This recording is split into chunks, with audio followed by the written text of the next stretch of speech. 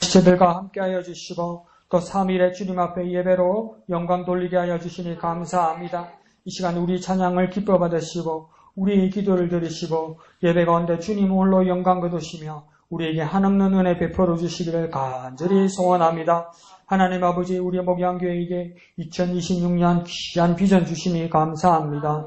큰 은총을 받은 자여 강건하라, 강건하라는 주님의 말씀이 능력으로 임하게 하여 주옵소서. 우리 목양교회가 든든히 세워져 가게 하여 주시고 우리 지체들이 영육간에 강건할 수 있도록 주님 붙들어 주시옵소서. 오는 6월 7일 우리의 목양교회 창립기념주일에 주님 앞에 총동원주일로 섬기기를 원합니다. 많은 영혼들을 전도하여 주님 앞에 나와 예배로 영광 돌리게 하여 주시고 모두가 구원의 확신을 가지는 축복의 시간으로 은혜 베풀어 주시옵소서. 하나님 아버지, 이 시간 예배 가운데 함께하여 주셔서 우리 큐티 나눔들이 풍성하게 하여 주시고 주님 앞에 영광이 되게 하여 주시고 우리의 삶의 열매를 맺을 수 있도록 은혜와 능력 더하여 주시옵소서. 모든 것을 감사드리며 거룩하신 예수님의 이름으로 간절히 기도합나이다. 아멘. 하나님 말씀 보시겠습니다. 창세기 44장입니다. 창세기 44장 18절에서 34절까지인데요. 첫 단락 가운데 18절에서 가운데 있는 22절까지 이인숙 집사님요. 그리고 23절부터 해서 오른쪽으로 31절까지 우리 이희금 집사님요. 마지막 32절부터 끝절까지는 우리가 다 같이 하도록 하겠습니다. 22절까지 이인숙 집사님, 31절까지 이희금 집사님, 마지막은 다 같이 하도록 하겠습니다. 유다가 그에게 가까이 가서 이르되 내 주여 원하건대 당신의 종에게 내 주의 귀에 한 말씀을 아뢰게 하소서. 주의 종에게 노하지 마시고 주는 바로와 같으시니이다. 이전에 내 주께서 종들에게 물으시되 너희는 아버지가 있느냐 아우가 있느냐 하시기에 우리가 내 주께 아뢰되 우리에게 아버지가 있으니 노인이요 또 그가 기가 노년에 얻은 아들 전년이 있으니 그의 형은 죽고 그의 어머니가 남긴 것은 그뿐이므로 그의 아버지가 그를 사랑하나이다 하였더니 주께서 또 종들에게 이르시되 그를 내게로 데리고 내려와서 내가 그를 보게 하라 하시기로 우리가 내 주께 말씀드리기를 그 아이는 그의 아버지를 떠나지 못할지니 떠나면 그의 아버지가 죽겠나이다. 네. 주께서 또 주의 종들에게 말씀하시되 너희 막내 아우가 너희와 함께 내려오지 아니하면 너희가 다시 내 얼굴을 보지 못하리라 하시기로 우리가 주의 종 우리 아버지에게로 도로 올라가서 내 주의 말씀을 그에게 아뢰었나이다. 그 후에 우리 아버지가 다시 가서 곡물을 조금 사오라 하시기로 우리가 이르되 우리가 내려갈 수 없나이다. 우리 막내 아우가 함께 가면 내려가려니와 막내 아우가 우리와 함께 가지 아니하면 그의 사람의 얼굴을 볼 수 없음이니이다. 주의 종 우리 아버지가 우리에게 이르되 너희도 알거니와 내 아내가 내게 두 아들을 낳았으나 하나는 내게서 나갔으므로 내가 말하기를 틀림없이 찢겨 죽었다 하고 내가 지금까지 그를 보지 못하거늘 너희가 이 아이도 내게서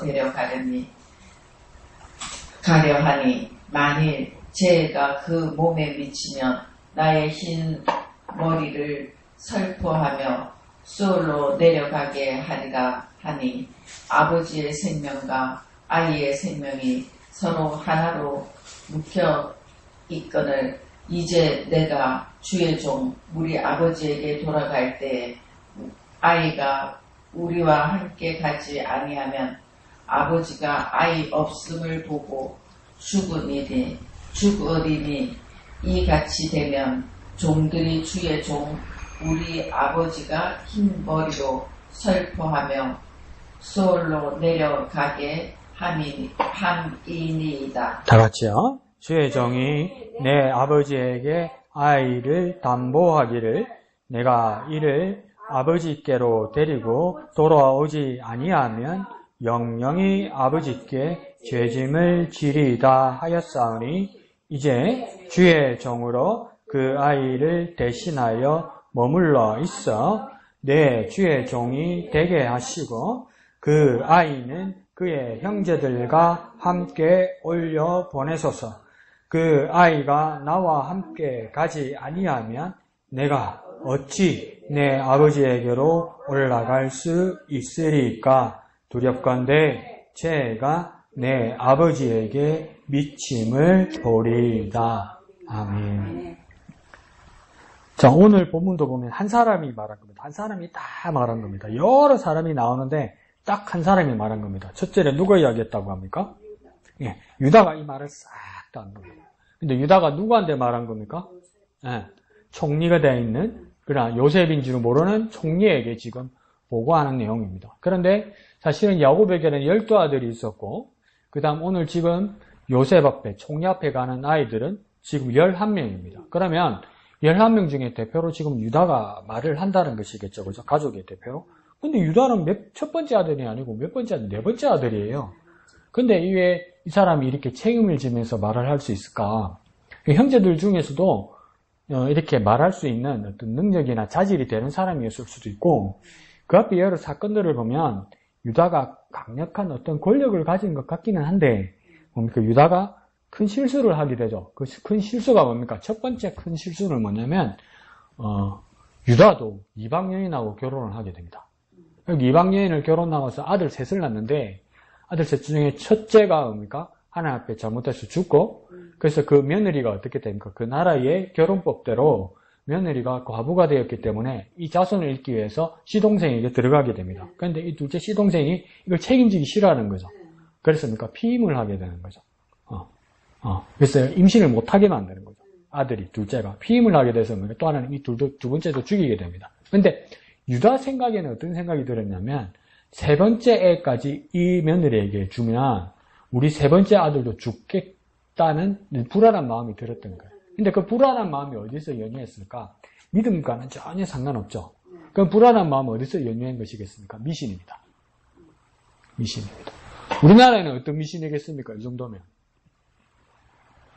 서방 잡아먹는 년, 이렇게 되는 거였죠. 유다에게도 뭡니까? 전혀 하나님에 대한 신앙과 믿음이 없고, 그러니까 그 나라, 근데 왜 그렇습니까? 부인을 얻었을 때 벌써 가나안 여인과 결혼했더니.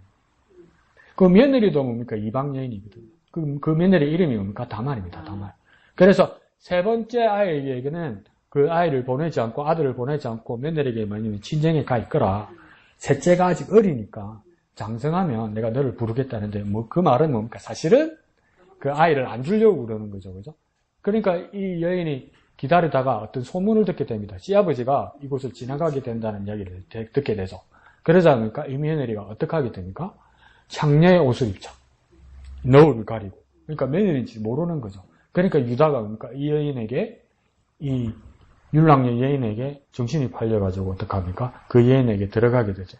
들어가게 되니까 화대를 줄 돈이 없다. 이러니까 뭐니까 일단 신분증을 담보로 맡기라 해서 지팡이와 도장을 맡깁니다. 말이 길어지네? 그러다 보니까 나중에 시아버지 유다에게 소문이 그래서 이제 그 화대를 주라고 친구한테 보내니까, 어떡합니까? 그 지역에는 원래 그런 여자가 없다고 이야기하는 거죠. 그러면 여기는 그냥 창녀, 율랑녀가 아니고, 가만히 보니까 뭡니까? 그 시대에는 여호와 하나님을 신앙하는 외에 많은 다른 신들이 있었죠. 그죠? 그 신들 중에 가나안에는 뭡니까? 그 의식을 하는 가운데 그 여인들이 필요했단 말이에요. 그러니까 그런 행위를 하는 여인들. 그러니까 뭡니까? 종교의 신녀란 말이에요. 신녀. 그러니까 유다는 뭡니까? 여호와 하나님의, 그러니까 아브라함의 후손이면서도 유다는 이제 어떻게 된 겁니까? 완전 외국에 이방의 문물에 물들어서 그 여인과 며느리인 줄 모르고 그 여인과 교합했다는 말은 무엇이겠습니까? 그 종교와 손잡았다는 이야기죠. 완전 엉망진창이 된 거죠. 근데도 나중에 친구가 가서 그 돈을 지불하려고 가서 보니까 뭡니까? 이 동네는 그런 사람은 없다고 이야기하니까 그냥 내버려뒀죠. 왜요? 자꾸 하면 소문난다고, 창피할까봐. 그러니까 나중에 어떤 소문이 들립니까? 너희 며느리가 남자는 누군지 모르겠는데 임신했다 이렇게 되는 거죠. 그리고 유다가 어떻게 합니까? 당장 끌어내서 죽이라고 이야기하잖아요. 왜? 정절을 지키지 않았으니까. 지 잘못한 거 모른다고. 근데 그게 유다가 안에 잘못이고 우리 다 그래요. 자기한테는 엄청 관대해요. 자기한테는 관대해요. 자기한테는 뭐랍니까? 그럴 수 있지 이래요. 그냥 남이 하면 못 빠지는 거죠. 누가요? 우리 자신이 그래요. 우리 자신. 유다에게도 그랬던 거죠. 그러니까 이 애인이 뭐랍니까? 내가 죽기 전에 이 아이 아버지가 이 사람이라고 이야기하죠. 그리고 뭔데 그게 이러니까 도장과 그 지팡이를 가지고 그 도장과 지팡이가 누구일 겁니까? 유다일 것이죠. 그러니까 뭐라고 유다가 합니까? 그녀가 나보다 옳다 이렇게 이야기하죠. 유다. 그때부터 유다가 조금씩 변하는 것 같아요. 그런데 이 족보는 어떻게 되는 겁니까? 그러면 그 다말이 난 애는 쉽게는 손주의 아들이 어떻게 되는 거야? 근데 이게 뭡니까? 근데 그게 마태복음 족보에 나오는 거예요. 그러니까 도덕성보다도 뭡니까? 성경을 말하는 건 도덕성이 필요 없다는 것이 아니라, 그러니까, 중요합니다. 도덕성은 중요합니다. 그리스도는 도덕성이 중요하지 않기는 뭐가 중요하지 않아요? 중요하지.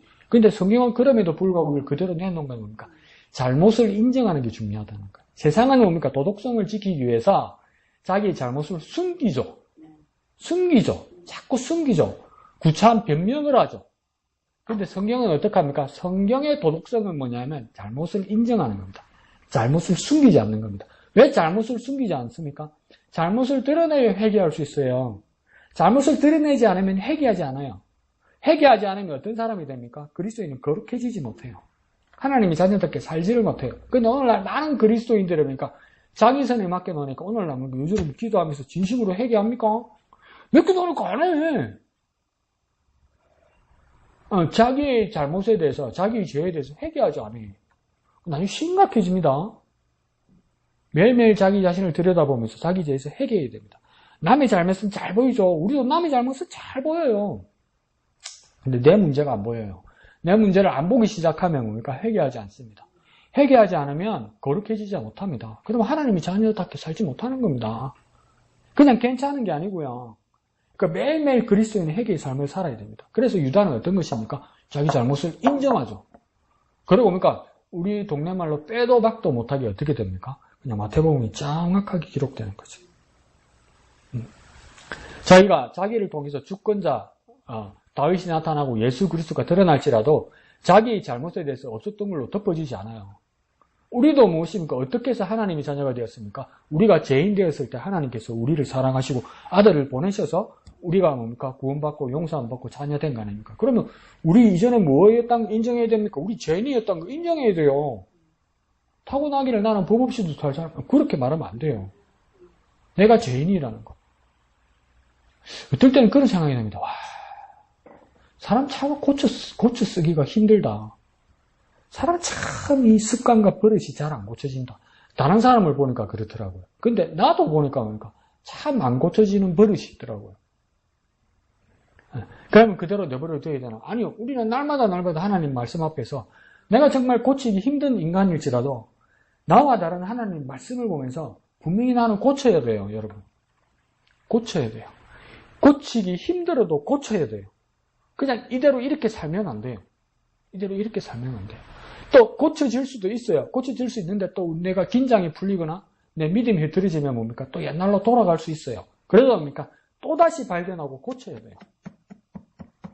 진짜 안 고쳐집니다. 나쁜 버릇.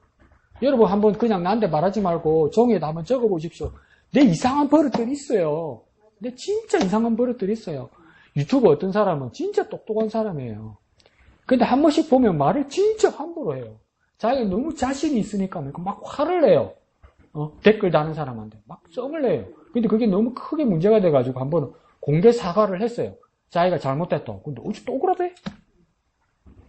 막 기분이 나고 막 흥분하게 되면 자기가 하는 말이 따오는 것처럼 또 옛날로 돌아가요. 내가 그래서 그냥 참 사람 고치기 힘들다 이런 생각이 들었죠. 그런데 그러니까 우리의 삶에서도 참 고치기 힘든 습관들이 있어요.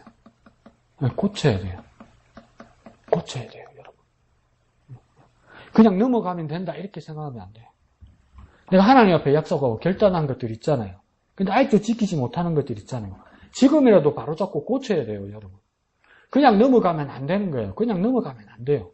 근데 유다는 무엇입니까? 완전 고치게 됐죠. 그러니까 어떻게 됩니까? 가족들을 대표하고 오늘 본문 전체적으로 보면 뭐 하는 겁니까? 희생하는 겁니다. 희생하는 거. 옛날엔 이기적이었어요. 자기 중심이었어요. 그런데 뭡니까? 희생하게 됩니다. 큰 사고를 기점으로 뭡니까? 희생하게 됩니다. 희생. 그게 유다의 모습에서 나옵니다. 그러니까 유다가 말만 잘하는 것이 아니라 희생이 있고, 그 다음은 유다에게 뭐가 보이냐면 리더십이 보이는 겁니다. 리더십. 그러니까 유다의 여기서 리더십은 뭐겠습니까? 나서서 말하는 것도 중요한데 가장 큰 정점은 뭐냐면 대신 책임지는 겁니다. 책임지는 거. 가장 중요한 리더십은 뭡니까? 책임지는 겁니다. 책임지는 거. 그러니까 뉴스 요즘 보십니까? 어제 가장 큰 뉴스 중에 하나는 뭐냐면 어제가 월요일이었죠. 월요일이 5월 18일이었습니다. 5월 18일이 뭐냐면 광주 민주항쟁 기념일입니다. 근데 거기에서 그러니까 우리나라 제일 큰 그 커피 전문점에서 특별 이벤트를 했습니다. 그러면서 뭐랬냐면 그 텀블러 같은 걸 주기로 했는가 봐요. 뭘 살면. 그게 뭐냐면 스테인리스로 된 큰 컵 있잖아요. 근데 그게 텀블러로 된 스테인리스로 된 예쁜 탁해난 거니까 이걸 뭐라고 부르겠냐면 탱크라고 부르는 거예요. 탱크처럼. 그래서 여기 문구에다 뭐랬냐면 이제 자기들은 기분 좋다는 뜻으로 책상을 탁 그러면서 5월 18일 탱크데이 이렇게 쓴 거예요. 그게 무슨 말인지 아세요? 1980년 8월 15일 날 광주에 도청을 향해서 공수부대와 탱크부대가 시민들을 향해서 총을 쏘고 그걸 쐈으니까 수백 명이 죽었습니다. 그걸 비아냥대는 거였단 말이에요. 근데 그게 커피에서 해서 그런 걸 했단 말이에요. 커피에서. 그래서 나는 화가 나는 것보다 왜 이러지 이 사람들이? 왜 이렇게 제정신이 아니지? 사람이 수백 명이 죽은 게 재밌습니까? 사람 수백 명 죽은 거를 농담해도 됩니까? 근데 왜 이런 걸 하지? 그러더니 경남에 충청도하고 경남 어디에서 이걸 뭔가 또 대수롭지 않게 여기는 거예요. 그러면 그냥 이거는 해서는 안 될 일이다 이렇게 생각하면 되는데 또 정치하는 어떤 사람이 밑에다가 댓글에다 뭐라 달아놓냐면 내가 그 커피숍에 가서 커피하고 샌드위치 사 먹으러 가야지. 왜? 왜 그러는 거야? 도대체. 그러니까 밑에도 오니까 나도? 이런다는 거야. 그래도 이 사람들이 왜 이러지? 그래 이제 이게 문제가 너무 커진 거예요. 그래서 그러니까 커피에서 사장이 그러니까 미안하다고 잘못됐다고 사과문을 발표한 거예요. 그 나와서 또 잘못도 안 해서. 근데 그 최고 대표 책임자가 누구냐면 신세계 그룹 회장입니다. 이 사람도 이제 미안하다고 그런 거예요. 근데 뭐라고 신문에서 이야기했냐면 이 신세계 회장이 경로했다라는 거예요. 근데 경로했다니까 이 사람이 이게 잘못된 거라고 화를 냈고 이제 사람들에게 국민들이 미안하다고 담화를 발표한 거잖아요. 그럼 이게 잘된 게 아니에요. 왜 그렇습니까? 경로하고 화를 냈다는 건 이런 잘못된 이벤트라고 사람을 역사적으로 조롱한 것을 잘못했다고 화냈다고 이야기하잖아요. 그럼 이 화냈다는 근거는 뭐냐면 나는 책임 없다 이 뜻이에요, 여러분. 나는 몰랐고 나는 잘못된 게 없다는 뜻이에요, 여러분. 예. 이건 책임을 못 지는 리더십이라고. 근데 유다는 지금 어떡합니까? 내가 책임지겠다고 이야기해요. 어디까지 책임지겠다고 해야 합니까? 동생 베냐민이 감옥에 갇혀야 되고 포로가 돼야 되고 노예가 돼야 되면 내가 여기 우리 동생을 보내주시고 내가 여기서 노예 되겠다고 합니다. 근데 여러분 노예라는 게 이 당시에는 뭐냐면요. 죽어도 괜찮은 겁니다. 죽어도 아무도 책임 안 집니다. 노예는 사람이 아니고 가축이잖아요. 필리핀 사람은 동양 사람들이잖아요. 근데 필리핀 사람들은 뭡니까? 자기들의 토속어에서도 필리핀 사람들의 공용어는 뭐냐면 영어입니다. 영어. 영어로 하면 필리핀은 잘 통합니다. 필리핀이 왜 영어로 통할까요? 미국이 지배했던 나라니까. 근데 그러면 필리핀에서 영어가 공용어면 사람 이름도 영어로 돼야 될 거 아니에요. 근데 그 이름들은 다 뭐냐면 스페인어입니다. 또 스페인어. 이름은 스페인어. 왜 스페인어입니까? 그 앞에 스페인이 지배인 거예요. 웃기죠? 아니, 그만큼 그 아픔의 흔적이 이렇게 남아있는 거예요. 그 참 안 됐죠. 근데 그걸 막 지배하려고 하는 거예요. 근데 거기에 대한 책임감이 없는 거죠. 근데 여기서도, 그런데, 예, 내가 뭔 이야기 하려다. 그 이야기 하려다 그러는구나. 그러니까 한때는 필리핀이 스페인이 지배했고, 그 다음 또 미국이 지배했단 말이에요. 그래서 필리핀 사람들은 말을 빼앗겼고, 필리핀 사람들은 이름을 빼앗긴 거예요. 이름을. 그러니까 이름은 스페인식으로. 그 다음에 그러니까 말은 영어로, 미국말로 이렇게 하게 된 거예요. 그래서 필리핀이 옛날에, 그러니까 유럽 사람들과 백인들이 지배했던 땅이잖아요. 근데 정작 거기 사는 사람들은 동양 사람이잖아요. 근데 동양 사람인데도 우리 극동 지역 사람보다는 또 피부가 조금 더 까맣죠. 그러다 보니까 필리핀에서 그 서양 사람들, 유럽 사람들이 동물원을 지었단 말이에요. 동물원. 그 동물원에 뭐까지 있었는 줄 아십니까? 필리핀 원주민들도 있었어. 그러니까 여기 사자 있고, 기린 있고, 캥거루 있고, 이 우리에는 필리핀 원주민도 가다 놓고 먹이는 그게 있었다고. 구경거리로. 그게 뭡니까? 사람 취급 못 받았다는 거예요. 사람 취급. 동물. 그러니까 사람 이하. 동물 취급 받았다는 거예요. 아무도 반성 안 하죠. 그게 19세기까지 있었어요. 1800년. 근데 지금 유다가 베냐민 대신 이 애굽 땅에서 종이 되겠다는 것은 뭐냐면 가축처럼 부림받다가 죽어도 좋다는 뜻입니다. 근데 이걸 뭡니까? 이 무서운 일을 유다가 하겠다는 겁니다. 근데 왜 하겠다고 하는 것 같습니까? 동생 베냐민과 아버지 야곱을 위해서. 그러니까 이게 뭡니까? 자기를 위한 것이 아니라는 거죠. 여기까지 변화된 거죠. 그러니까 이 사람이 이렇게까지 변화되다 보니까 뭡니까? 이를 통해서 주권자가 나올 수 있는 거죠. 그러니까 진짜 주권자는 뭡니까? 주인주자 쓰는 거잖아요. 그리고 권자는 뭡니까? 권세와 권위가 있다는 거잖아요. 그러니까 진짜 주권자는 우리 생각에는 뭡니까? 주인이고 권세자니까 내가 마음대로 부릴 수 있다고 생각하잖아요. 그런데 뭡니까? 이 주권자 유다는 무엇입니까? 대신 자기 목숨까지도 내놓는 사람이라는 겁니다. 그러니까 오늘날 그리스도인들에게도 그런 거 배우지 않으셨어요? 섬김의 리더십 이런 거 들어본 적 있죠? 그리스도인에게는 섬김의 리더십이 있다. 이래요. 근데 이게 사실은 말이 안 되는 말이거든요. 섬김하고 리더십하고 어떻게 같이 갈 수 있어.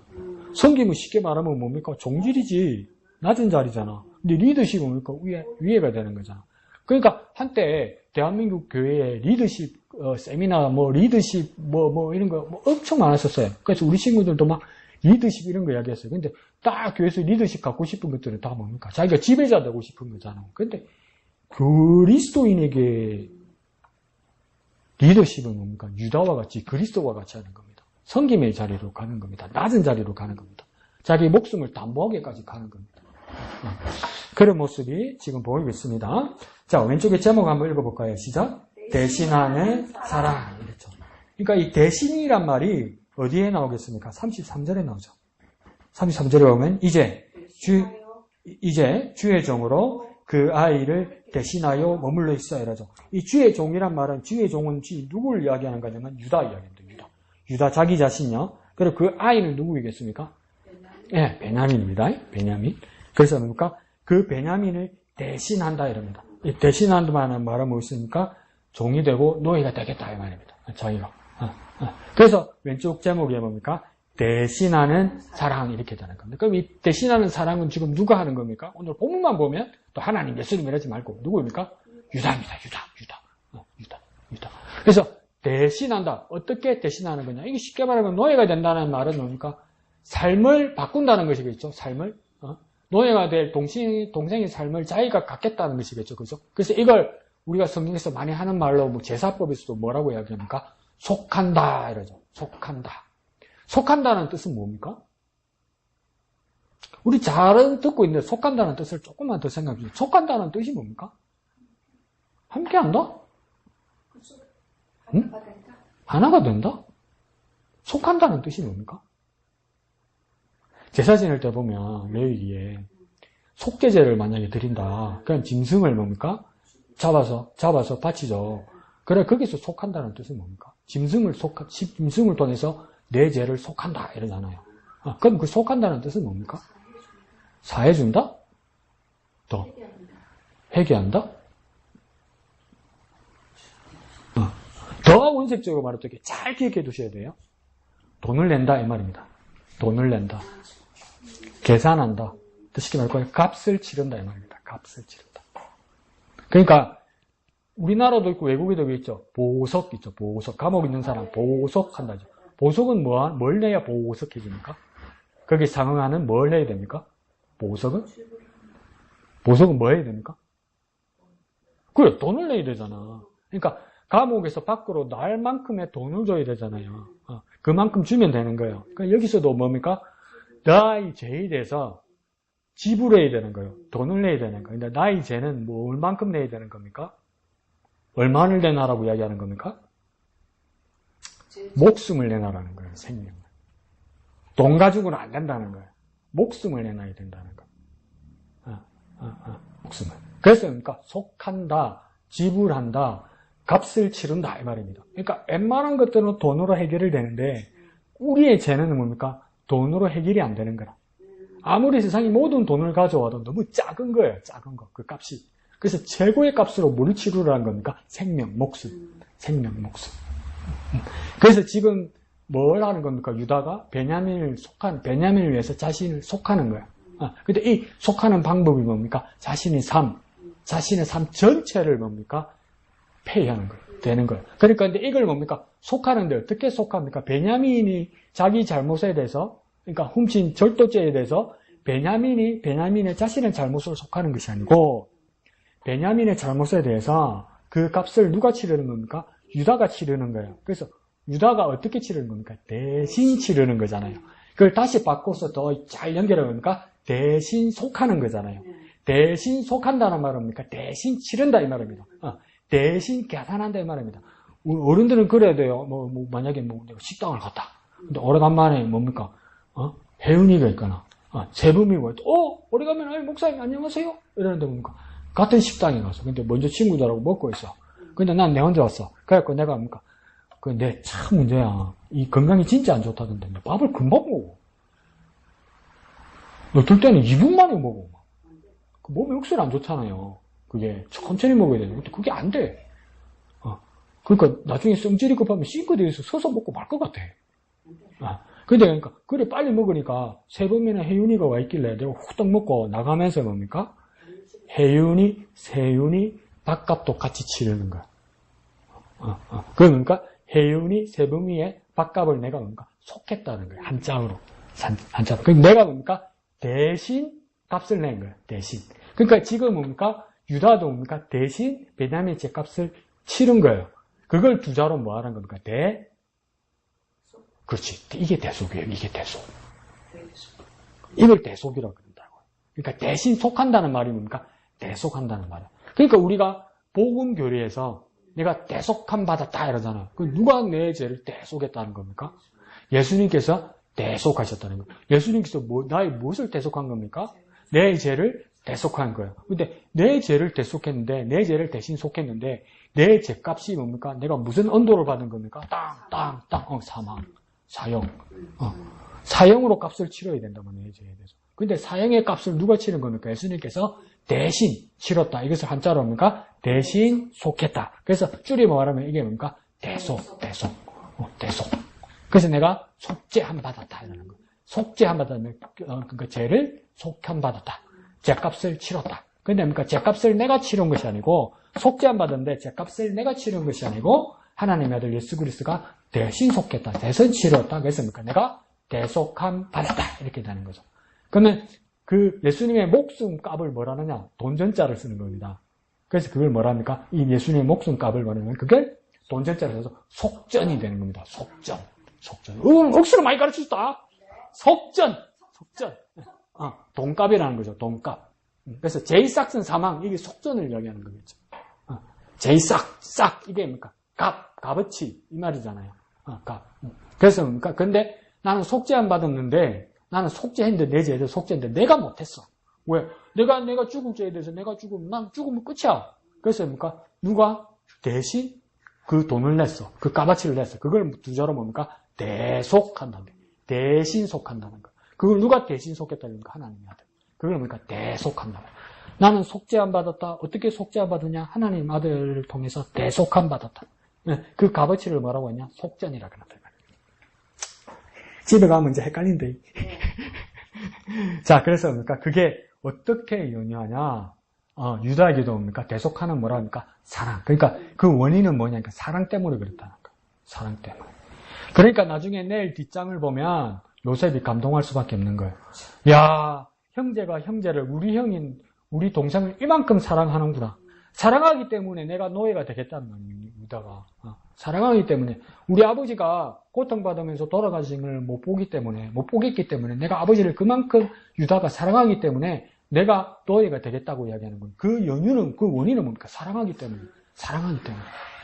그 사랑이 보이는 그 요셉이 나중에 어떻게 합니까? 감동하는 거예요. 그 유다에게 뭐가 있는 겁니까? 사랑이 보이는 거라, 사랑이 보이는 거라. 그러니까 요셉도 감동하고 나중에 어떻게 됩니까? 이 사람에게서 주권자가 나올 만한 거예요. 사랑이 있으니까. 사랑이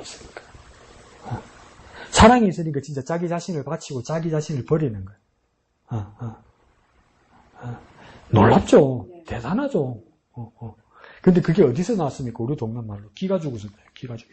이때까지 자기가 잘난 줄 알았거든. 최고인 줄 알았거든. 근데 뭡니까? 이방 여자하고 결혼하고 며느리하고 사고 나고 이러고 나서부터 뭡니까? 자기의 값어치에 대해서 다시 책정하는 거죠.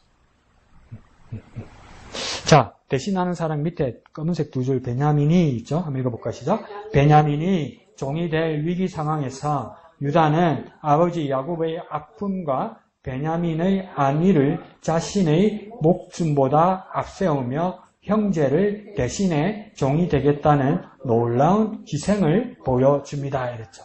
그래서 베냐민과 유다 사이에서 베냐민이 지어야 될 그 상황을 유다가 대신 지었다라는 것이겠죠. 근데 베냐민을 위해서 자기의 무엇보다도 중요하다고 생각합니까? 유다는 자기 목숨보다. 그러니까 예수님도 그랬죠. 자기 목숨보다 더 귀한 것이 뭐가 있느냐. 그런데 예수님께서 뭡니까? 내 목숨을 친구를 위해서, 형제를 위해서, 사람을 위해서 내가 버린다 했잖아요. 그러니까 사람에게 목숨이 생명이 가장 중요한데 가장 중요한 목숨을 위해서 자기 목숨을 아끼지 않는다는 것을 보여주는 거죠. 이게 어떤 거냐면, 그러니까 유럽에서 시작된 사실은 이기주의하고 개인주의하고는 원래는 다른 이야기거든요. 근데 지금은 섞어 쓰는데, 이기주의보다 조금 괜찮은 게 개인주의. 근데 개인주의가 심하면 이기주의, 이제 이렇게 이야기하는데, 사실은 개인주의만 떼보면 사실은 이게 좋은 뜻으로 써 있어요. 이게 뭐냐면, 내가 내 자신을 보니까 정말 가치가 있고 내 자신은 정말 귀한 거. 내가 죽고 나면 아무것도 없잖아요. 내가 죽고 나면 너무나 비참하잖아요.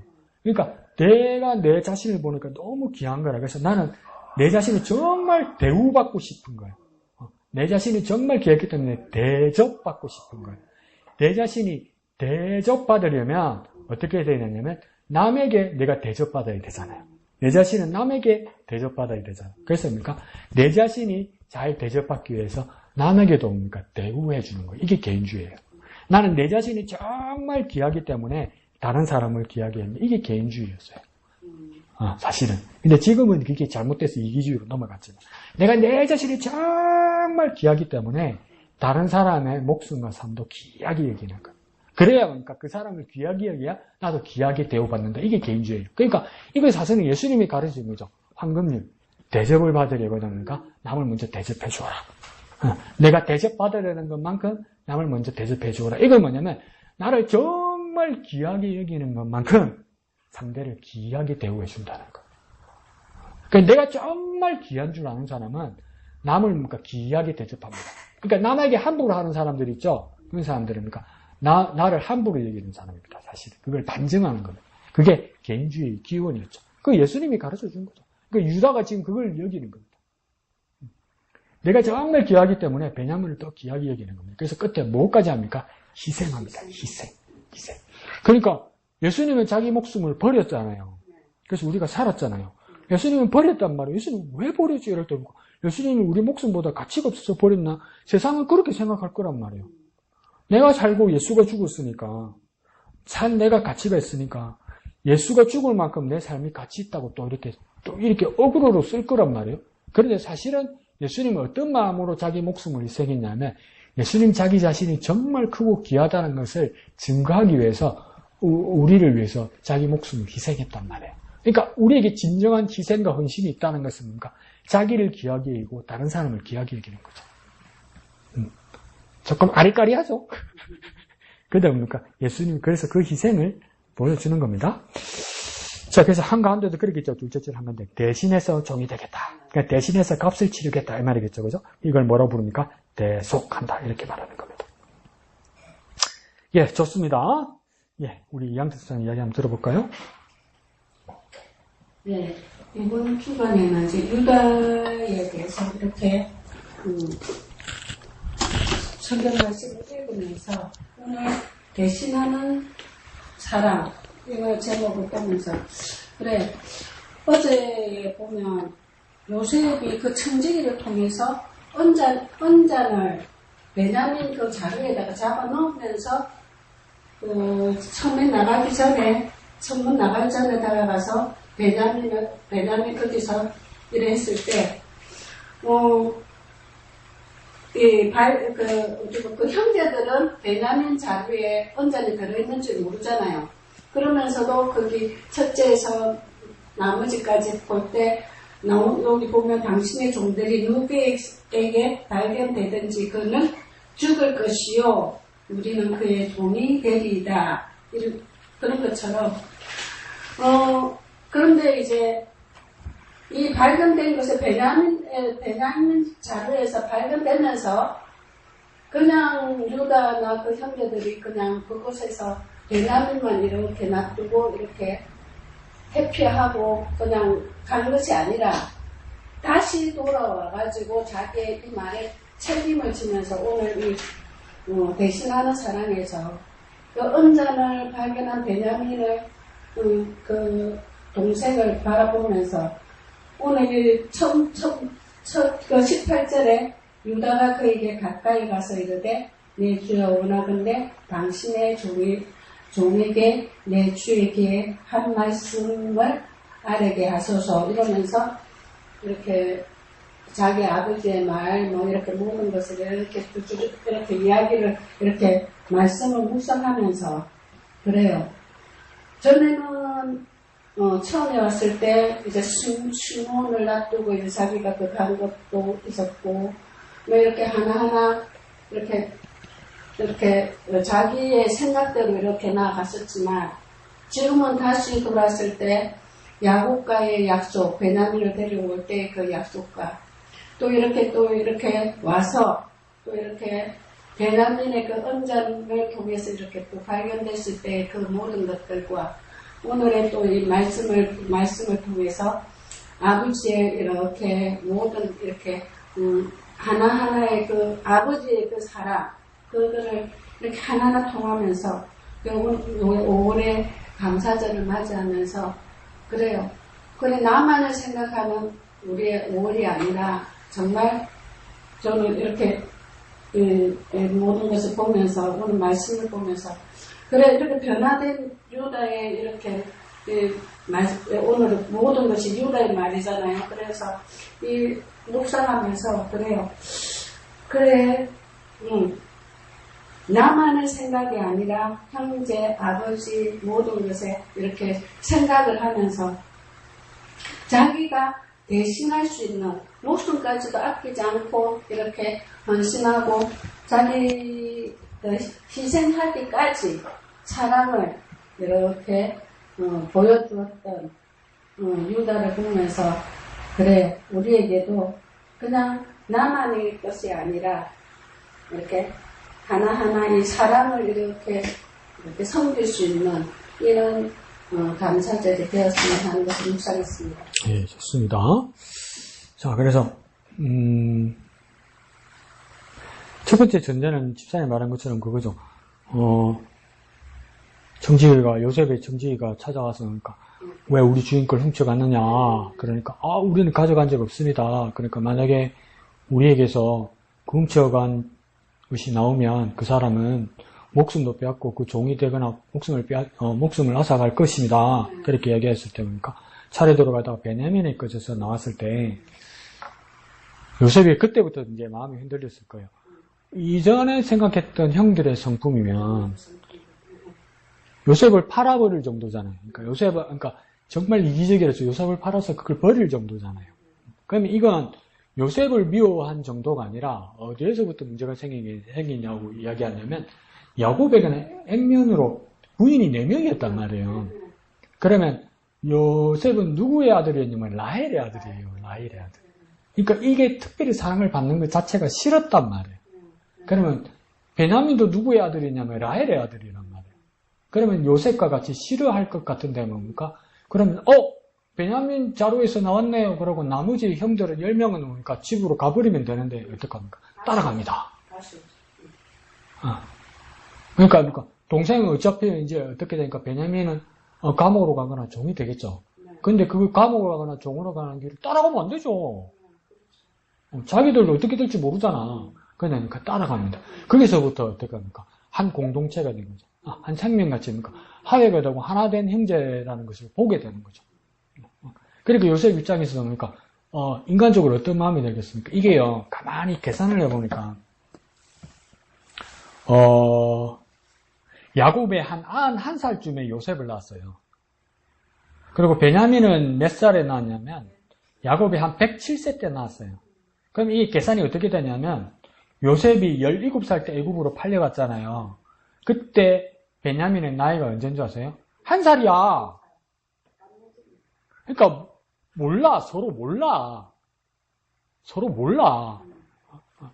그 정도로 그 멀리 있던 그런 사이란 말이에요.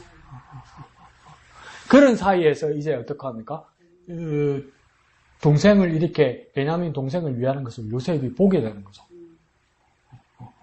그러니까 요셉에게는 뭐랄까요? 그 어떤 감동이 오는 거죠. 우리 형제들이 변했구나. 그러니까 지금 만난 지가 한 20년 좀 후에 만나는 거거든. 그럼 베냐민도 나이 한 20살 이렇게 됐겠죠. 근데 이게 얼마나 야곱의 인생에서는 얼마나 처참하냐면, 1, 2년 사이에 라헬이 죽고, 그 다음, 르우벤이 뭡니까? 소모 비라와 하는 사고를 치고, 그 다음에 또 그 뒤에 바로 아버지 이삭이 죽고, 그 다음 또 요셉이 사라지고 이럽니다. 이게 1, 2년 사이에 막 일어납니다. 그러니까, 얼마나 이 야곱의 삶에서 고통과 어려움이 많았겠어요. 그래서 인생이 아니죠. 4번이나 이렇게 겹쳤다고 생각해보세요. 우리가 내장에 이게 제정신으로 살 수 있겠나? 이 정도가 되다 보니까 베냐민에 대한 애착이 정말 큰 겁니다. 근데 그 베냐민의 애착을 보고 형제들이 이제 어떻게까지 생각하냐면, 야곱이 그 베냐민을 위하는 모습이 뭡니까? 아버지의 마음을 형제들이 이제 이해하게 되는 거죠. 그러니까 베냐민을 두고 못 가는 거예요, 어차피. 베냐민 두고 아버지 야곱에게 해봤자 아버지도 죽을 판이거든. 그러니까 몇 번이나 그렇게 예고를 했잖아요. 만약에 베냐민까지 사라지게 되면 내 흰머리로 슬피 울면서 스올로 가게 될 것이다, 이렇게 말해요. 가장 처참하게 죽는다는 이야기거든요. 그러니까 스올이란 말이 이스라엘 사람들이 쫙하게 이렇게 오늘 우리 한국말로 해석이 안 돼요, 이게. 스올이 여러 가지 뜻이 있거든요. 그러니까 이게 음부란 말도 있고, 땅속이란 말도 있고, 무덤이란 말도 있고, 지옥이란 말도 있고, 막 이래요. 그러면 야곱이 뭡니까? 만약에 내게 이런 이제 재난이 또 닥치면 내가 흰머리로 슬피 울며 수월로 내려가게 된다. 이 말은 뭐냐면 우리 동네 할머니 할아버지 말로 내 삶이 지옥이 될 거다. 내가 지옥으로 갈 거다, 이 말이에요. 그러니까 막 말하는 거죠. 막 말하는 거죠. 그 정도로 고통스러울 거라는 것을 형제들이 뭡니까? 아버지의 마음을 공감하게 되는 겁니다. 공감하게 되는 거. 그러니까 이 가족 의식, 그 사랑의 의식이 뭡니까? 이렇게, 하나가 되어 있다는 것을 뭡니까? 요셉도 발견하게 되고, 형제들도 스스로 발견하게 되고, 그런 모습으로 뭡니까? 이 사람들이 다 변하게 된 겁니다. 그런 모습에서, 그 상황을, 그 사실을 발견할 때 그 안에 무엇이 있었다고 우리가 보게 되냐면, 뒷사람 말씀하신 대로 사랑이 아닐까, 이렇게 나옵니다. 사랑. 근데 이게 시간이 흐르면 사랑하게 되는 걸까요? 안 그러면 어떤 깨달음이 있는 걸까요? 근데 여기서 오늘 또, 이건 나중에 얘기할까요? 예, 목사님. 저는 제일 먼저 느끼는 거는 유다 말 잘한다. 네, 많이 억수로 말 잘한다. 네. 억수로 말 잘할 그 상황이 아니거든요. 맞아요. 근데, 지금 동생 베냐민이 현장에서 근무돼가지고 끌려왔고, 그리고 같이 따라온 상황들 속에서 공범이 될 수도 있는 그런 상황. 맞아. 굉장히 위급한 상황인데 여전히 유다 한 사람이 오늘 끝까지 지금 다 얘기를 하고 있는 모습을 보거든요. 어떻게 그렇게 됐을까? 뭐가 그렇게 그를 말 많은 사람으로 만들었을까? 제일 먼저는 제일 많이 나오는 단어가 아버지라고 하는 단어가 굉장히 많이 반복돼요. 아버지. 예전에는 그 아버지를 이해를 못했지요. 왜냐하면 편애를 했고, 또 요셉을 죽었다라고 얘기했는데도 불구하고 이제는 그 편애를 멈추는 것이 아니라 그 편애를 베냐민에게도 이어서 계속적으로 해나가는 그런 모습들.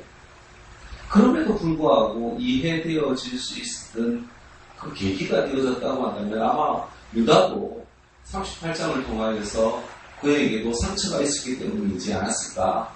두 아들이 죽고 가정이 무너지고 그런 어떤 힘든 과정을 겪으면서 자녀에 대한 그 애틋함을, 그 아버지의 마음을 그가 이해한 것 아닌가? 그러기에 이 아버지가 돌아가신다. 그러니까 베냐민이 가지 않으면 아버지가 돌아가신다라고 하는 그 설득을 지금 주로 논리를 세워가지고 하고 있는데 결국 그 아버지 때문에 돌아가야 된다라고 얘기하고 있는 그 모습들. 한마디로 보면 많이 성숙한 것 아닌가? 다른 사람을 이해한다라고 하는 것, 다른 사람의 아픔을 본다라고 하는 것, 다른 사람의 눈물을 본다라고 하는 것은 그만큼 성숙되어졌다라는 것이니까 그냥 있는 것보다는 훨씬 더 성숙된 모습으로 아버지에 대해서 이해도 하고 하는 어떤 그런 모습이구나. 그것 때문에 말이 많아졌겠구나.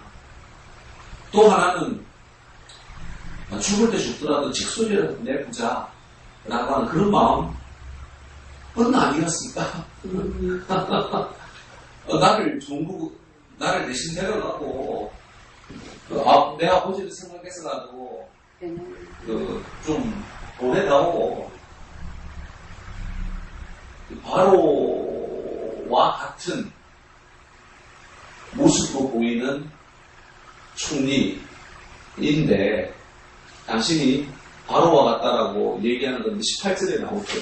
바로와 같다라고 얘기할 만큼 정말 엄청 무서워하고 엄청 자기와는 급이 다른 어떤 그런 사람으로 여기면서도 막 말을 이렇게 막 강력하게 얘기할 수 있는 것은 죽기도 작정하지 않으면 과연 이렇게 앞다툼에 설 수 있었을까? 그 앞에서 그리고 죄인으로 와가지고 책임감 때문에 그런 거 아닌가? 어제 날짜 14절부터 나오는 단어가 유다와 그의 형제들이라고 하는 그 단어들이 나오거든요. 14절에 보면 어느 틈에인가 아마 유다가 이 가정의 어떤 지도자 역할들을 해나가기 시작했던 것 같아요. 그래서 아버지랑 단판을 짓는 것도 역시 이 유다가 앞장서서 나갔고, 그러면서 베냐민을 보내라고 하면서도 얘기하는 것이 33절에 보면 아이는 그의 형제들과 함께 라고 하면서 어떤 그 모든 형제들에 대한 책임감과 함께 이렇게 올려보내려고 하는 그런 마음들이 있는 것 같아요. 그래서 저는 지금 이렇게 말 잘하게 되는 이유가 두 가지다. 아버지에 대한 사랑, 즉 이해되어져서 그의 편에 그의 여러 가지 완벽하지는 않았지만 그럼에도 불구하고 그 아버지의 사랑이 이해되어지고 베냐민과 그 아버지와 목숨은 하나로 연결되어져 있다라는 말은 그 어떤 생각과 그런 것 때문에 말이 많아졌다. 두 번째는 책임감 때문이었다. 우리들도 말이 많아질 때는 언제지? 우리들도 악함이 있을 때는 언제지? 다른 말로 얘기하면 나에게 책임감이 없을 때는 결코 말을 많이 하지 않는구나. 아니 말은 할지는 모르겠지만 사람을 살리고 싶어가지고 막 악담이 쓰는 어떤 그 정도의 간절함과 목숨 드는 그런 마음들은 없겠구나. 그리고 정말 그 한 사람을 이해하고 그 한 사람에 대한 성숙된 마음이 없이는 말이 많아지지 않겠구나. 그렇게 묵상했습니다. 예, 감사합니다. 그래서 목사님 말씀하실 때는 유다가 아버지가 된 후에 그렇게 아버지의 마음을 아는 것이 되는 아버지 야곱의 마음을 이해하게 된 것이 아닐까 그렇게 보시는 것 같아요. 그 일본의 영화 감독 중에 고레다 히로카즈라는 그 영화 감독이 있는데요. 그 사람 영화 좋아해요. 그 왜 좋아하냐면 일본 사람 영화인데도 그냥 일본 사회, 일본 가족 이야기예요. 근데 일본의 사회 문화가 지금은 안 그렇지만 우리 90년대만 해도 일본이 한 10년, 20년 앞서갔죠. 문화뿐만 아니라 경제. 그런데 뭐냐면 사회적 문제나 폐해도 일본이 먼저 앞서갔어요. 그리고 우리나라에서 그 사회적 문제, 그러니까 일본이 한때 자살률이 엄청 높은 적이 있었잖아요.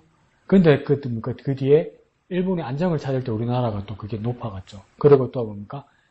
그 결손 가정, 안 그러면 뭡니까? 재결합 가정, 이런 것들이 막 신기하게 일어날 때 우리나라 사람들이 일본은 희한하네 했는데 우리나라가 이제 그렇죠.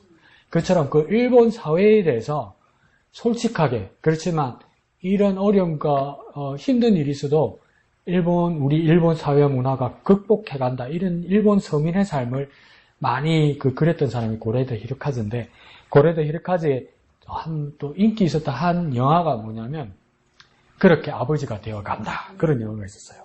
그렇게 아버지가 그렇게 되어 간다. 근데 그 영화에 그냥 가장 쉬운 이야기는 뭐냐면, 산부인과에서 애가 바뀌었어.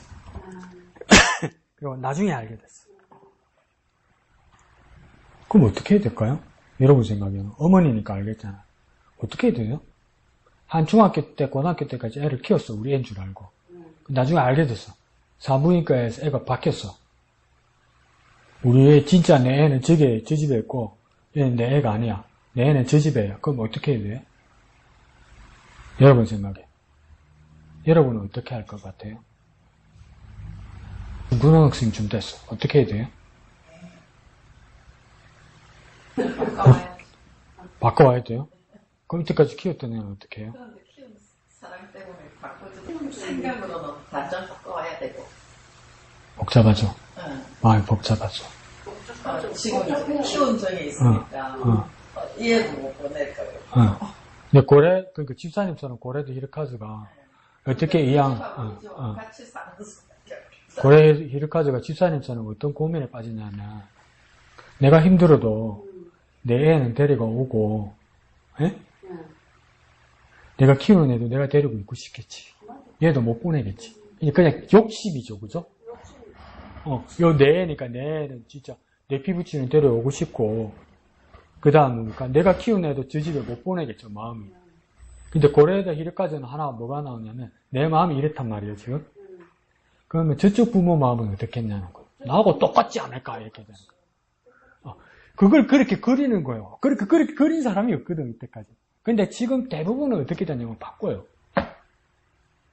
그래서 그 영화가 우리나라 그거 아닙니까? 가을 동화. 바꾸잖아. 그 아픔을 그냥 그리긴 그리는데 그 여자애 둘이 바꿔버리잖아요. 그죠? 근데 고레드 히르카즈는 이런 딜레마가 있대요. 그래서 그 영화 제목에 보면 그렇게 아버지가 되어간다. 그러니까 아버지도 그냥 당연하게 내 아이라고 생각했던 모습에서 이런 어려움과 고민과 갈등 속에서 진정한 아버지가 되어간다. 그러니까 별일이 없었으면 그냥 아버지인데 진짜 이런 어려움을 통해서 고민과 고통을 통해서 내가 아버지가 되어오는 명장이야. 내가 볼 때는. 아, 목사님은 빨갱이일 뿐만 아니라 쪽발이구나 이러시는데 근데 그 고레드 히르카즈가 그런 영화를 잘 만들어요. 근데 오늘 목사님 말씀하신 것처럼 유다가 미운 동생 요셉만 생각할 때 미워 죽겠어 얘가. 그래서 나밖에 몰라. 그런데 무엇입니까? 목사님이 해석한 것을 보니까 나는 뭐만 생각했냐면 아들 셋에 아버지가 잘못하고 아버지가 애 닮아가지고 둘이 그냥 하나님 앞에 벌 받아서 죽었다 이렇게만 생각했는데 목사님은 뭘 생각했냐면 아버지의 마음에서 아들 둘이 죽었을 때 마음이 어땠을까? 목사님이 이제 그걸 읽으신 거죠. 나는 그걸 못 읽었어. 잘못해서 죽었다 그것만 생각한 거야. 그래서 세 번째 아들은 뺏기지 말아야 되겠다 이것만 생각한 거야 나는. 근데 아버지 진짜 부모의 마음은 뭡니까? 아들 첫째가 죽고 둘째가 죽었을 때 그 괴로움은 아버지 아니고는 이루 모른단 말이죠. 그러니까 아들 둘을 먼저 떠나보냈을 때 그 유다의 마음이 정말 고통스러웠을 거라는 것을 아는 것처럼 이제야 형들이 장난치면서 그러니까 요셉을 팔아넘기면서 당신 아들 11번째 아들 죽었어 이렇게 이야기했을 때 그때 야곱 아버지가 괴로운 것을 그때는 몰랐지. 근데 이제 아들 둘을 떠나보내고 나니까 유다가 그 괴로움을 알았어. 그래서 그러니까 아버지 야곱의 마음을 이제 깨닫게 되니까 그러니까 책임지고 아버지를 생각하면서 어쨌든 베냐민을 데리고 가야 되겠다는 그 책임감이 생기는 거죠. 그래서 뭐라고 유다가 표현하냐면 30절에 아버지의 생명과 아이의 생명, 그러니까 아버지 야곱의 생명과 이 아이 베냐민의 생명이 서로 하나로 묶여있다 이러죠. 이게 묶여있다는 뜻이 뭐냐면 결탁되어 있다라고요. 엮여있다라고요. 그때 옛날에 다윗과 요나단이 연락하려는 것처럼 뭐냐면 배를 짤 때 시실과 날실, 시줄과 날술이 엮여 있어서 이게 뭡니까? 실에서 천으로 딱 엮여 있다는 거예요. 근데 이걸 뭡니까? 가로줄과 세로줄, 시줄과 날줄을 빼려고 건들다가 보면 뭡니까? 이거 못 쓰게 되고 찢어진다 이 말이에요. 근데 지금 뭡니까? 막내 아이 베냐민과 그다음 아버지 야곱의 상태가 뭡니까? 뗄 수 없을 만큼 엮여 있단 말이에요. 짜여져 있단 말이에요. 그런데 베냐민을 두고 가버리면 이건 뭡니까? 찢어지는 것과 같다 이 말이에요. 찢어지면 뭡니까? 아이도 죽고 아버지도 죽는 것밖에 안 된다고 뭡니까? 유다가 고백하면서 그만큼 이해한다 이 말이에요. 그만큼 하나로 묶여있기 때문에 뭡니까? 이러면 다 죽는다 이 말이죠. 이러면 다 죽는다는 마음을 유다가 알고 있었다는 것이죠. 근데 앞에 상황을 보고 나는 이제 여기서 의문이 드는 게 뭐냐면 요셉을 죽이지 말자. 요셉을 팔질 마자 한 사람은 처음에 누굽니까? 형제들 중에. 성경 가만히 볼 때 누가 그랬습니까? 유다 아닙니다. 루벤이 그랬어요. 첫째 형 루벤이 그랬어요. 그리고 여기서도 어떻게 되냐면 다시 첫 번째 이제 시므온이 갇혀있고 돌아왔을 때 막 난리가 나니까 루벤이 뭐라고 그랬냐면 다시 가려면 베냐민 데리고 가야 됩니다. 그러니까 야곱은 그렇게는 못한다. 내 죽는다. 그러니까 루벤이 뭐라 했냐면 나도 내가 루벤이 먼저 담보를 걸었어요. 담보를 걸고 내가 책임지고 베냐민 데리고 있었는데 담보를 누굴 걸은 줄 아세요? 루벤은 자기 아들 딸을 걸었어요. 근데 유다는 뭡니까? 자기를 걸었어요. 이 차이일까? 이런 생각도 들고 또 하나는 어떤 생각이 드냐면 이러함에도 불구하고 루벤이 높은 가치를 받지 못하는 이유 중에 하나는 뭐냐면 빌라와 통관했기 때문에 서모와 야곱 아버지의 아내와 자기 친엄마 레아는 아니지만 라헬의 서모와 통관했기 때문에 이게 도저히 회복이 안 된다. 이렇게 보는 경우도 있고 또 어떤 사람은 기회주의자다 보는 것도 있고 그래도 유다를 억지로 사는 사람은 뭐랬냐면 형제들 나머지 9명은 어떻게 하려고 그랬냐면 죽이려고 그랬어요. 요셉을 죽이려고 그랬잖아요. 죽이려고 그랬는데 유다가 뭐냐면 죽이지 말자. 죽이지 말고 뭡니까? 팔자. 죽이지는 말자. 팔자. 그럴 때에서 유다를 그냥 사는 사람도 있기는 해요. 근데 그럼에도 불구하고 무엇입니까? 유다가 이렇게 변화되어 나가면서 그 책임감을 느끼고 이야기를 하는데 얼마나 유다가 목사님 말씀하신 것처럼 말을 잘하냐면 오늘 본문에서 가장 많이 반복되는 게 뭐냐면 내 주, 그 다음 뭡니까? 주의 종, 이 말이 계속 반복돼요. 그러니까 내 주, 이 말은 뭡니까? 나의 주여, 이 말이에요. 이 나의 주일 때 나는 누구를 말하는 겁니까? 유다 자신을 말하는 겁니다. 그리고 내 주, 주는 누구를 말하는 겁니까? 요셉을 말하는 겁니다. 하나님 아닙니다. 지금 말하는 내 주여 이렇게 말하는 거야. 이거는 뭡니까? 나 유다의 주인이시여 이렇게 말해요. 나 유다의 주인이시여. 이 상황에서 누구입니까? 요셉이죠. 요셉이죠. 그때 뭡니까? 나중에 형제들도 요셉도 눈이 번쩍 뜨일 겁니다. 내 꿈이 드디어 실현되는구나. 그러니까 곡식단들과 그 모든 그 해와 달과 별들이 나에게 경배하더이다. 그 일이 일어나는 거죠. 근데 또 더 기묘한 건 뭐냐면 내 주의 종일 뿐만 아니라 또 중간에 보면 뭐라고 되냐면 24절하고 24절하고 27절에 보면 뭐라고 되냐면 24절 시작할 때 우리가 주의 종 우리 아버지에게로 돌아올라가서 이러잖아요. 근데 이게 주의 종이랄 때 이 종이 유다와 유다의 형제들 뿐만 아니라 이제 누구까지 해당됩니까? 주의 종 누구라고 되어 있습니까? 24절에 주의 종? 아버지까지. 아버지 누구입니까? 그렇지, 야곱. 그러니까 해와 달과 별이 요셉에게 경배하는 게 맞는 거라, 이게. 이 상황까지 가는 거예요, 이 상황까지. 근데 그러니까 유다는 지금 잠깐 무슨 말을 할지 몰라. 그냥 자기를 낮춘다고 말한 건데 요셉은 어떻게 느끼겠습니까? 내가 두 번 꿈꾸었던 거, 내 형제들이 곡식단이든 내 형제들이 나에게 내 곡식단에 경배하고 두 번째 꿈은 더 황당하게 그러니까 해와 달과 별 뭡니까? 엄마, 아빠, 형제들이 다 경배하더라는 것처럼 다 자기 지금 유다 입으로 뭐라 합니까? 나는 당신의 종이고 우리 형제들도 당신의 종이고 야곱이 시키지도 않냐니까 우리 아버지도 종이고 이러는 거예요. 경배할 때 승이라고 이야기하는 거예요. 그런데 유다는 뭡니까? 무슨 뜻인지 모르고 말을 해. 그런데 요셉은 뭐로 듣겠습니까? 그 꿈이 분명히 이루어지고 있구나. 이건 내 꿈이 아니고 하나님이 주신 꿈이구나 이렇게 느끼는 거예요. 그러니까 여기서도 뭡니까? 유다가 리더십을 발휘할 수 있었던 이유는 뭐냐면 이렇게 말 잘하는 모습이 뭡니까? 그러잖아요. 어떤 사람들 말 잘하는 사람들, 말싸움할 때 말 잘하는 사람들 있잖아요. 그때 동네 아줌마들이 보죠. 저 말하는 거 뭐 어디 신이 들린 것 같다 이러잖아요. 저 귀신이 말해주는 것 같다. 옆에서 누가 막 말해주는 것 같이 말 잘한다 이래서 말하잖아요. 유다도 지금 뭡니까? 지가 뭔 말인지를 몰라. 그 정도로 근데 그 말이 뭡니까? 먹히는 말이야. 이건 뭡니까? 그때 벌써 우리가 추정하기로는 뭡니까? 리더십을 가진 사람으로서 하나님의 쓰임 받기 위해서 뭡니까? 이거 지금 자기도 모르게 뭡니까? 이 인도함 받는 말이 된다는 말이에요. 자기도 모르게 맞는 말이 된다는 말이에요. 이 자기에서 나오는 말이 아니라는 거예요, 이게.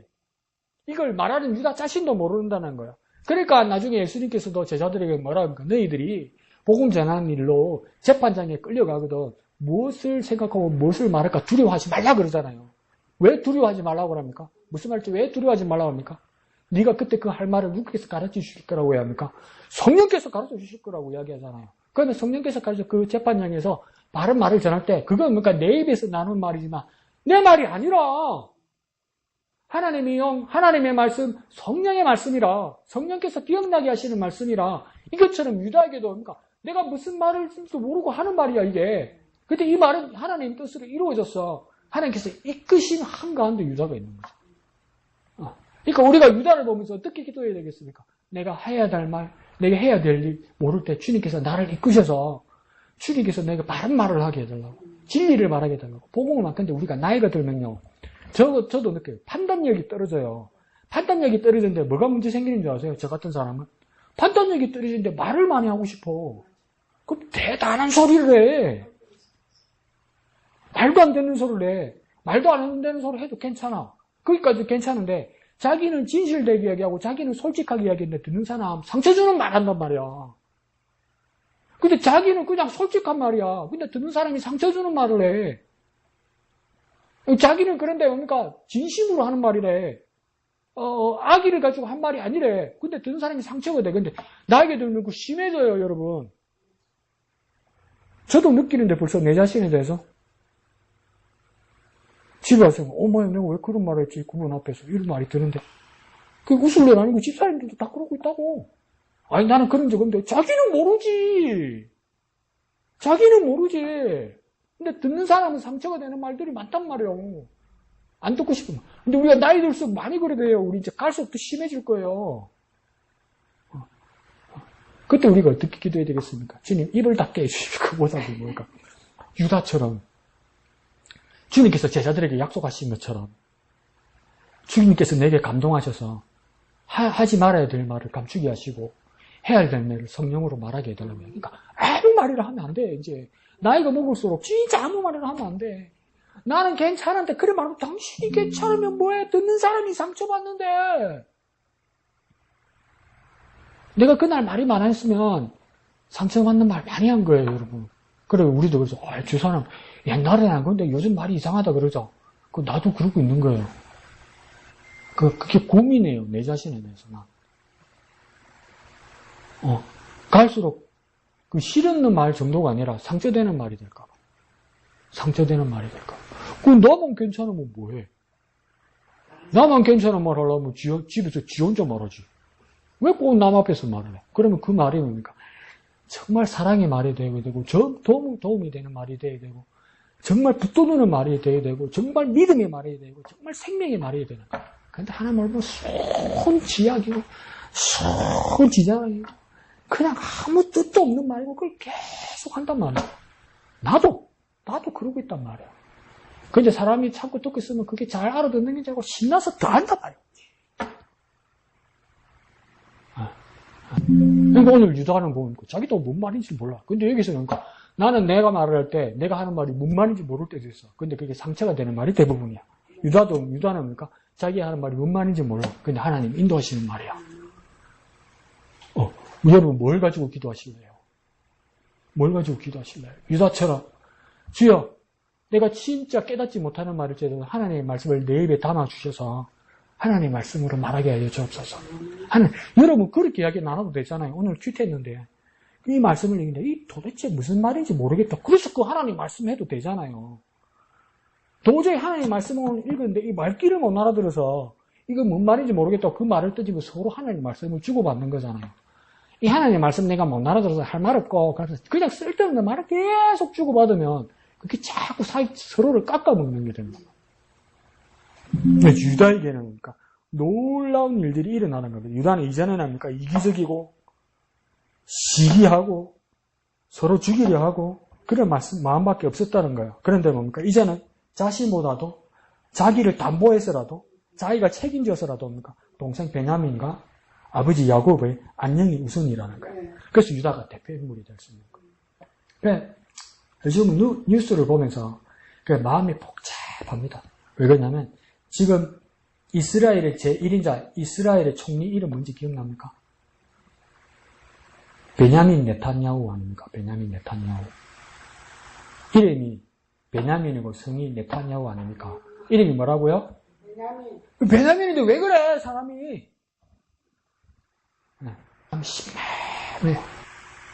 심란해. 저 사람은 베냐민이라는 이름을 가지고 왜 저럴까? 하나님도 나를 하나님의 아들이라 하나님의 딸이라 불러주시고 나는 세상에서 내 자신을 표현할 때 그리스도인이라고 말하는데 내 말이 왜 이럴까? 내 모습이 왜 이럴까? 날마다 바라고 날마다 회개하고 날마다 교착이 됩니다. 회개한다는 말은 무슨 뜻이냐면 고치려고 하는 겁니다. 고치려고. 이대로 안 살고 고치려고 하는 겁니다. 내가 왜 변하지 않을까? 회개하지 않기 때문 아닙니까? 유다는 뭡니까? 철저히 자기 잘못에 대해서 직시합니다. 뭐라고까지 이야기합니까? 매년 앞에서 그가 더 옳다고 이야기합니다. 나보다 걔가 더 옳다고 이야기합니다. 걔가 더 옳다는 말은 뭡니까? 내가 잘못했다는 뜻이에요. 그런데 그 잘못된 것으로서 뭡니까? 극복하고 어떻게 합니까? 책임지는 자가 되는 거예요.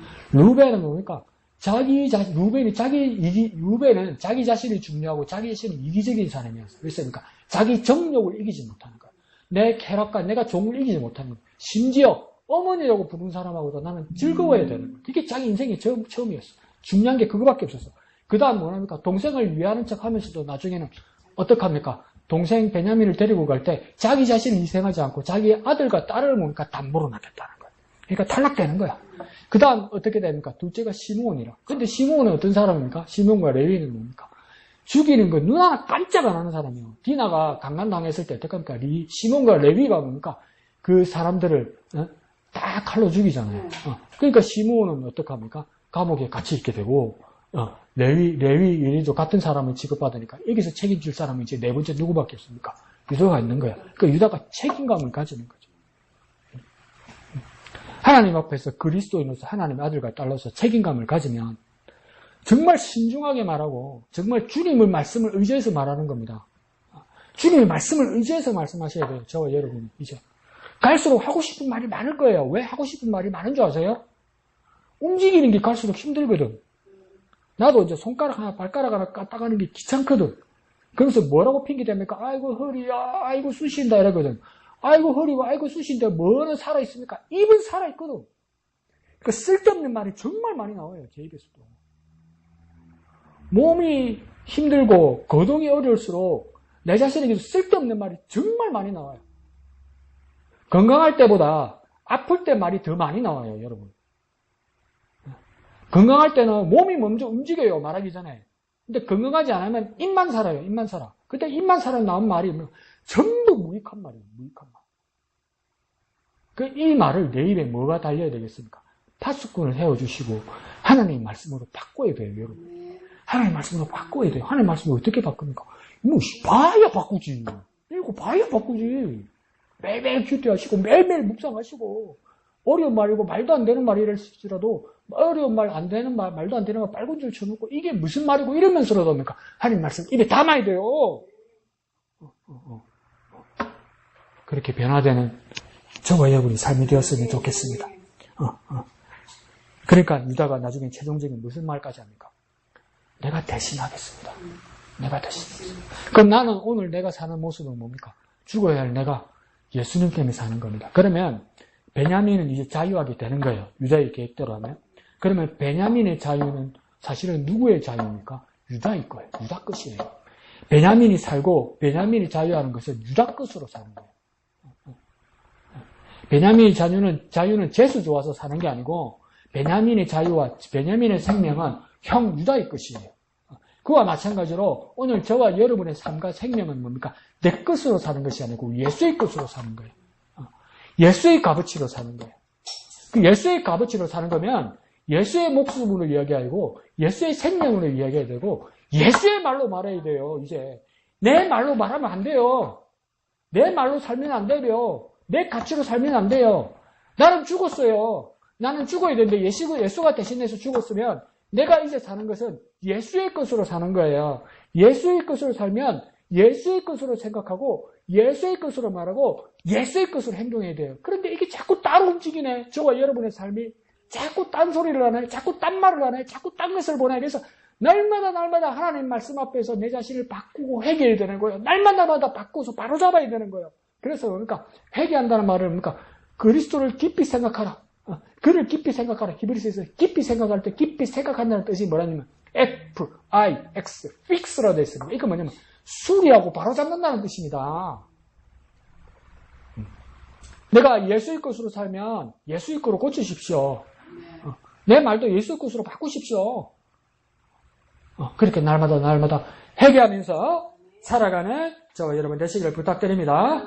기도하겠습니다. 거룩하신 아버지 하나님 은혜를 감사합니다. 유다가 베냐민을 대신해서 자기 목숨을 담보로 베냐민을 자유하게 하려 했던 것처럼 살리려 했던 것처럼 그 대속의 사랑을 이제 우리가 그리스도를 통해서 깨닫게 하여 주옵소서. 내가 이제 사는 것, 내가 이제 자유하는 것, 이제 내가 생각하는 것, 이제 내가 말하는 것, 이제 내가 바라보고 행동하는 모든 것 예수의 것으로 그러하게 하여 주옵소서. 내 몸에서 그리스도가 종기 나타나게 하여 주옵소서. 날마다 바꾸고 날마다 회개하고 날마다 회복되는 그리스도인의 삶을 살게 하여 주시옵소서. 거룩하신 예수님의 이름으로 기도합니다. 아멘. 하늘에 계신 우리 아버지, 아버지의 이름을 거룩하게 하시며 아버지의 나라가 오게 하시며 아버지의 뜻이 하늘에서와 같이 땅에서도 이루어지게 하소서. 오늘 우리에게 일용할 양식을 주시고 우리에게 잘못한 사람을 용서하여 준 것 같이 우리 죄를 용서하여 주시고 우리를 시험에 빠지지 않게 하시고 악에서 구하소서. 나라와 권능과 영광이 영원히 아버지의 것입니다. 아멘.